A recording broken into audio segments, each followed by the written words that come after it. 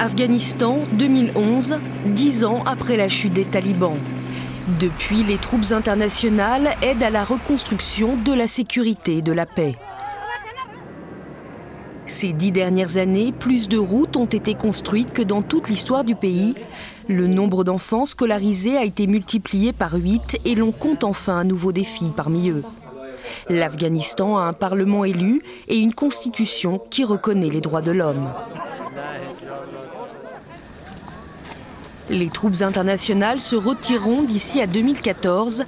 Déjà, la prise en charge de la sécurité du pays est peu à peu transférée dans les mains afghanes.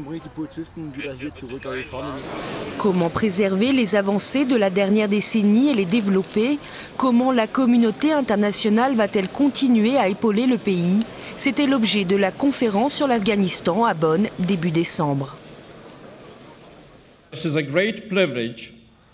Je suis très honoré de vous accueillir ici pour commémorer 10 années d'engagement et d'efforts communs. Et je souhaite vous remercier au nom du peuple afghan. Des représentants de 100 pays et organisations internationales, ainsi que des représentants de l'État afghan et de la société civile, évoquent à Bonn leur engagement pour l'Afghanistan. Et le programme parallèle est également placé sous le signe du futur. Lors de cette conférence d'étudiants, des jeunes Afghans s'entretiennent avec de hauts représentants de la politique et de la science pour expliquer au monde ce qu'ils attendent pour leur pays. Notre plus grand espoir et notre plus grand souhait, c'est la paix. La paix, la paix, la paix. Les Afghans sont fatigués de la guerre, nous subissons une guerre permanente depuis 30 ans. Pour mon pays, c'est un grand espoir. Après une décennie, une chance unique se présente. Et notre gouvernement devrait la saisir. Guido Westerwelle, le ministre allemand des Affaires étrangères, arrive. Il veut assurer en particulier aux jeunes Afghans que l'engagement allemand est sérieux.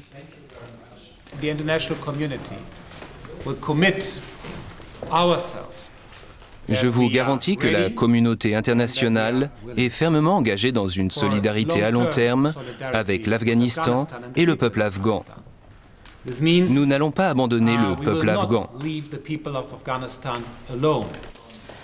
Le soutien se poursuivra, avant tout sur le plan humanitaire et politique. L'Afghanistan se prépare à un futur sans soldats étrangers, mais avec l'aide internationale.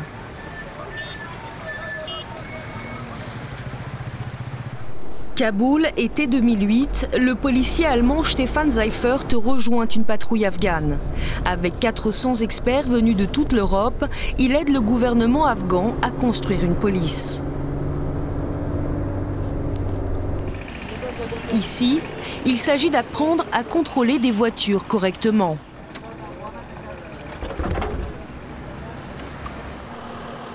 Cette académie de police est également soutenue par l'Allemagne et le sera au-delà de 2014. 2000 recrues y sont formés actuellement. Bientôt, ils assureront eux-mêmes la sécurité dans leur pays. Seul problème, leur salaire bas les expose à la tentation des pots de vin. Là, c'est l'État afghan qui doit agir. Il y a encore beaucoup à faire en Afghanistan, on le voit bien lors de la conférence à Bonn. L'état de droit et l'administration doivent être développés, le terrorisme et le trafic de drogue doivent être combattus. Le gouvernement afghan souhaite pour cela intensifier le dialogue avec toutes les couches de la population. C'est pourquoi le processus politique va revêtir un rôle important à l'avenir. Et la question de la réconciliation et de la répartition des pouvoirs doit être résolue avec la participation de tous les groupes ethniques et de la société. Et cela signifie également qu'il faut discuter avec les insurgés comme les talibans. L'Allemagne n'est que l'hôte de la conférence à Bonn, l'Afghanistan la préside. Et la société civile y est représentée pour la première fois. Les fondations politiques allemandes y ont fortement contribué. En marge de la conférence à Bonn, des militantes pour les droits de la femme soulignent lors d'une manifestation organisée par la Société allemande de coopération internationale qu'il ne peut y avoir de progrès si leurs droits ne sont pas reconnus. Le docteur Anis Akgar, par exemple, veut réduire la mortalité des mères en Afghanistan. Elle compte parmi les plus élevées au monde en raison de la mauvaise prévention médicale. Néanmoins, elle rappelle qu'il ne faut pas oublier tout ce qui a été réalisé. Avant, je devais travailler clandestinement, bien que les gens aient eu un besoin urgent de médecins. Nous devions organiser des cours en secret pour nos filles, c'était très risqué. Maintenant, nous sommes libres et il est d'autant plus important d'utiliser cette liberté et d'élever la voix pour dire à notre gouvernement ce que nous pensons.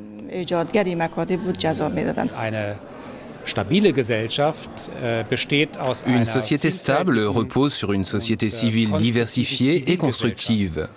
C'est pourquoi il est important que nous supportions la société civile dans sa diversité, que nous la prenions au sérieux politiquement, que nous écoutions et que nous répondions également à ses attentes.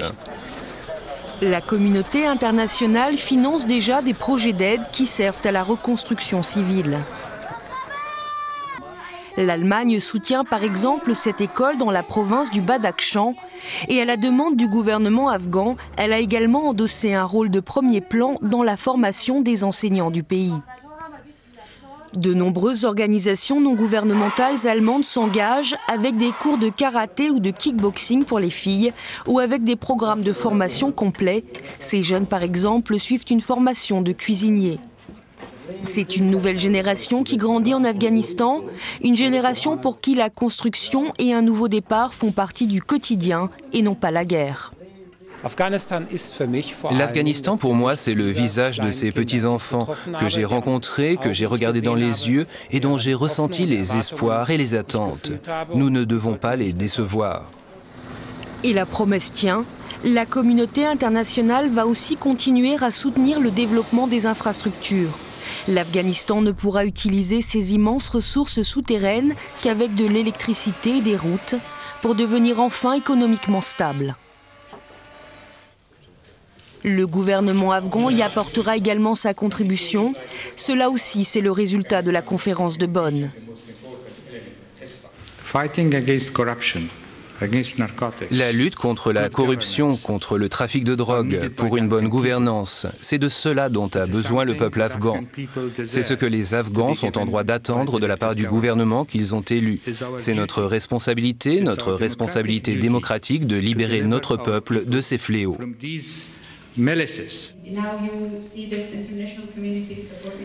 Les étudiants afghans qui ont fait le déplacement à Bonn ont suivi la conférence de près, car au final, il s'agit de leur avenir.